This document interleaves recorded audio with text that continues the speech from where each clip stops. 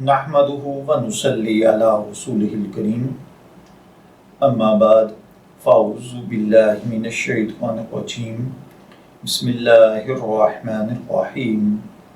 अस्सलामु अलैकुम dear viewers, आपके फेवरेट इस्लामिक इंफॉर्मेटिव चैनल से मैं हूं शब्बीर अहमद। हमारा आज का टॉपिक है फैक्ट्री मुलाजिम के लिए बाहर से माल ख़रीदने पर कमीशन रखना। ये एक सवाल है जो कि तुफैल साहिब ने पूछा है।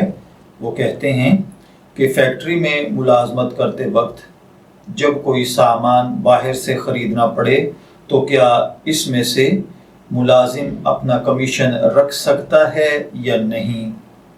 तो देखिए भाइयों और बहनों, जब कोई शख्स अगर किसी कंपनी में, किसी इदारे में या किसी शख्स के पास जॉब करता हो और वो इस इदारे से या इस इदारे के मालिकान से जब बाकायदा एक तनख्वाह ले रहा है, तो फिर अगर कभी ज़रूरत पेश आ जाए कि वक्त के बिना पर बाहर से कोई सामान लाना पड़े और इस शख्स को भेजा जाए, तो इस सूरत में ये शख्स इसमें से अपने लिए कमीशन नहीं रख सकता, क्योंकि जब ये कंपनी का या किसी का मुलाजिम है और वही इससे ये काम करवा रहे हैं तो ये वहाँ से तनख्वाह ले रहा है, तो तनख्वाह के बाद कमीशन इसके लिए जायज़ नहीं है। हाँ, अगर कंपनी पहले से ही इसको बिजनेस डील्स के अंदर कोई इंसेंटिव देने के लिए राजी हो या इसके एग्रीमेंट में शामिल हो तो फिर तो ये वो ले सकता है, और वो भी कंपनी की मर्जी से।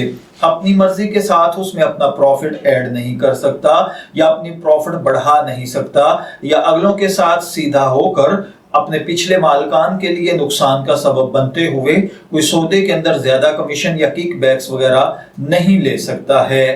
मैं दुआ गो हूँ कि अल्लाह ताला हमें इन बातों को समझकर इनके मुताबिक अमल करने की तौफीक अता फरमाए।